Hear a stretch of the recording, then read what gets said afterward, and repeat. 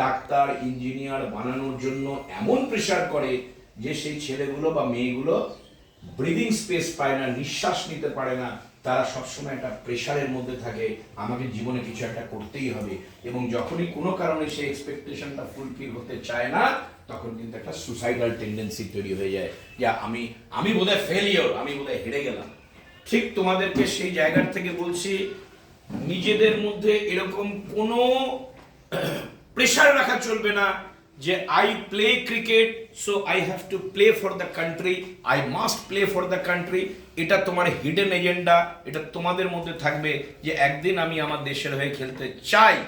But তার মানে এই নয় যে সামহাও যদি তোমরা দেশের হয়ে খেলতে না পারো তাহলে কি তোমাদের মধ্যে সুসাইডাল টেন্ডেন্সি আসা উচিত? একদম না। তোমরা যে লেভেল অব্দি ক্রিকেট খেলবে, যতদিন অব্দি ক্রিকেট খেলবে, in any format of the game, অর্থাৎ সেটা ক্লাব লেভেল হোক, একাডেমি লেভেল হোক, টাউন লেভেল হোক, ডিস্ট্রিক্ট লেভেল হোক, স্টেট লেভেল হোক, ন্যাশনাল লেভেল হোক, তোমাদেরকে কিন্তু মজাটা পেতে হবে, মানে হ্যাভ ফান। তোমরা যদি ক্রিকেট খেলে, তোমরা কে কে ক্রিকেট খেলে মজা পাও? একটু হাত তোলো তো। সবাই হাত তুললো? কারেক্ট, ঠিক আছে, নামাও। আমি যেটা বলতে চাইছি সেটা হচ্ছে যে তোমাদেরকে কিন্তু এই এনজয়মেন্ট ইজ এভরিথিং।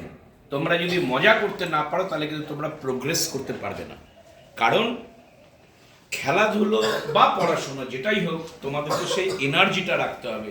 আর এনার্জিটা কিন্তু আসবে হচ্ছে তোমাদের সেই কি বলবো, সেই স্পিরিট থেকে, যে স্পিরিটটা তোমাদেরকে একটা সামনের দিকে নিয়ে যাবে।